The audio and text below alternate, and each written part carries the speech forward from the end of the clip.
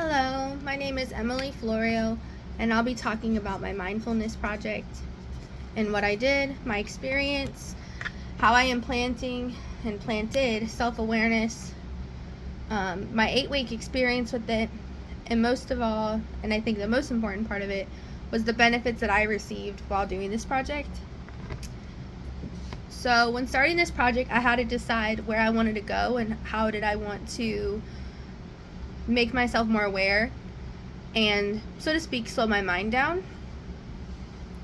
I decided that I wanted to paint because I'm an art nerd, and I used to be an art major until I changed it. I didn't want to do a writing. I didn't want to do a food log because of my issues with food. I felt that was kind of going backwards. And I didn't want to do a project that made it seem like a chore. I wanted to do something that I would enjoy, as well as something that I could do years to come, even after this class. So that's kind of where my project idea started. My overall experience from this project was fairly good. It wasn't a hard assignment. It was more of making myself sit down, not overthink, and paint. I did a painting of Robert De Niro, one of our favorite actors at my house. And I did it over like a 4-foot board, 2.5 feet wide. And I kind of did like a Polaroid 2D type of painting style for it. I don't think it was really hard to do as a project. I just felt like when listening to the videos in class and then having to take those and use them into your project, it was really hard for me to get my mind to relax and accept things about myself that I don't normally accept, such as compliments, such as being kind, being aware of what I'm doing to myself, and what I'm doing to myself isn't great or it is great. And I also had to see where I wanted to go. I know that there were a lot of questions I asked myself in the last year and a half, like, do I want to be in education still? Do I still want to be an art teacher? Am I happy? How do I feel about past things that have happened? And so I had to answer a lot of that. And I think that these videos helped. But I think it also brought up a lot of things in me that I didn't realize bothered me until being and doing these reflections and doing this experiment. My first week was the hardest week because it's getting started. So I'm an art major, so I full on gessoed the board first. Then I did a layer of gridding. So you make the chalk lines and you kind of break it up by panel. So this is my picture, and I break it up by panel and by boxes you can kind of see. So I had to do it on the paper as well as on the board. And it felt like I did a lot more work before I could genuinely just paint and enjoy. Once I started getting painting, and doing the fun parts, like the layering and not just the earth tones, I had a lot of fun. I was one of those people where I put a lot of music and listen to my favorite tunes as I'm painting, and then I also used videos that we had to watch and I'd play them as I'm painting. There were days that I cried just from being so stressed out at work, and there were days that I was just so excited to get to go home and paint and almost have like a Picasso moment of just throwing paint around on a board per se. I think that my experience was a good one, but I feel like I also have realized from this that I need to do this more often. I stopped painting a lot a long time ago when I got out of high school, because I worked and I was busy with school. And I realized from this that, like, I need to get back into it because it made me happier and it made me a lot less stressed. And I think that work and life is stress. So to say, like, quit your job and find something new is not always the answer.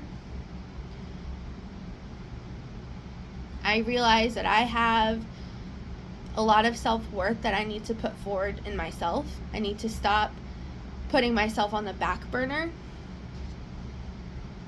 And it's hard to say, like, how do an audience like y'all see that? Because it's a painting. It's not a paper where you read lyrics or song lyrics to where you can see exactly what my mind is thinking. It's a painting. It's interpretation. It's subjective. It's different. And more importantly, it's not a painting of me or a painting of abstract. It's a painting of a person, and it's supposed to look like something. I'll attach pictures in my post so y'all can see what I'm talking about. But I felt like something I really want to do, probably in the summer when I'm more free from work, is get into therapy, talk about things that bother me, and get expert advice. You know, there's some things that I know I can handle on my own, but that doesn't mean you always should. It's kind of like what I tell my students in the classroom, like, just because you can go through things and that this happened to you, that doesn't mean it was always a good experience to have in the first place. So I feel like that was me and a lot of my kind of opening my mind and self-awareness about myself and my family. I realized that, to get deep here, my uncle assaulted me as a young kid, and I never realized how much it really bothered me that nobody did anything, that nobody cared, that nobody really knew, and the people who did know did nothing about it.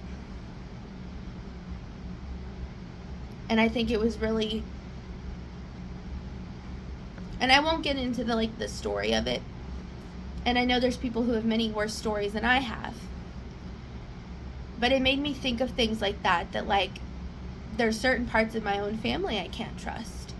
And it, you know, when you listen to videos and you're kind of given food for thought, you can't help but question things that were done to you as a person, and then things that you're doing to yourself. And I think this very much opened my mind to it.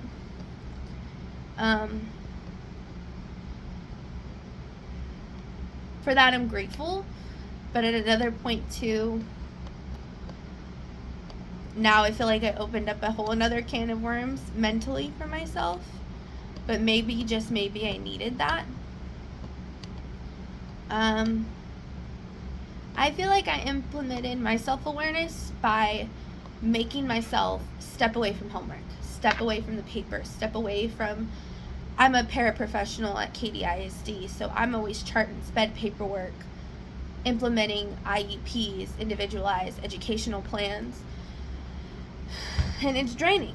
And I work with junior high, and so for me to get away and paint and just think about something else that I like, that makes me happy, that I enjoy, and that doesn't feel like a chore, made it that much better for me. And making myself do something for me, because I know for myself there's always something going on, so being able to have that me time was important. I realize there are things that I bully myself and I'm way too hard, and I critic. You know, as an artist, you're your biggest critic.